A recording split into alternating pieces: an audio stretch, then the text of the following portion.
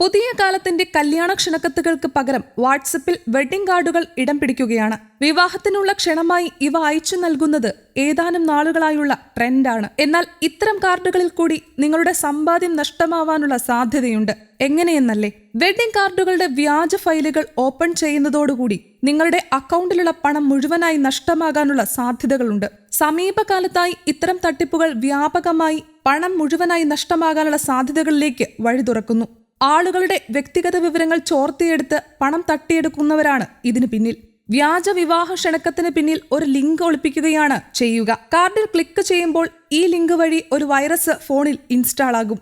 ഇത് നിങ്ങളുടെ ഫോണിനെ ബാധിക്കും. ഈ രീതിയിൽ നിങ്ങളുടെ ബാങ്ക് അക്കൗണ്ടുകൾ, പാസ്വേഡുകൾ, കോണ്ടാക്റ്റുകൾ തുടങ്ങിയവയെല്ലാം തട്ടിപ്പുകാർക്ക് ലഭിച്ചേക്കും. കഴിഞ്ഞ 2 മാസങ്ങളിലായി യുപിയിലെ ബിജനോർ എന്ന സ്ഥലത്ത് ഇത്തരത്തിൽ 15 കേസുകളാണ് റിപ്പോർട്ട് ചെയ്യപ്പെട്ടത്.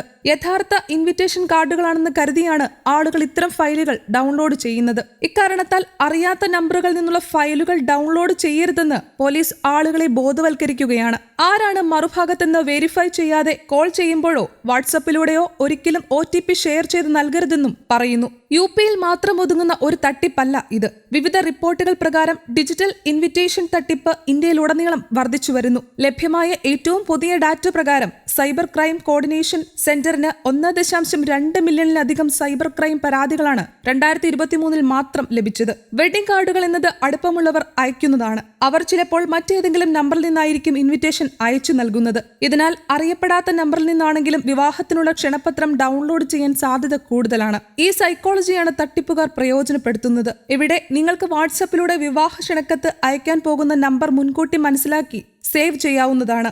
ഏതു വിധത്തിലാണെങ്കിലും വിവാഹത്തിന് ക്ഷണിക്കുന്നവരെ നേരിട്ട് ബന്ധപ്പെട്ട് നമ്പർ ഉറപ്പാക്കിയതിനു ശേഷം മാത്രം കാർഡ് അല്ലെങ്കിൽ ലിങ്ക് ഓപ്പൺ ചെയ്യാൻ ശ്രദ്ധിക്കുക എന്നതാണ് ഇതിൽ ചെയ്യാൻ കഴിയുന്നത്.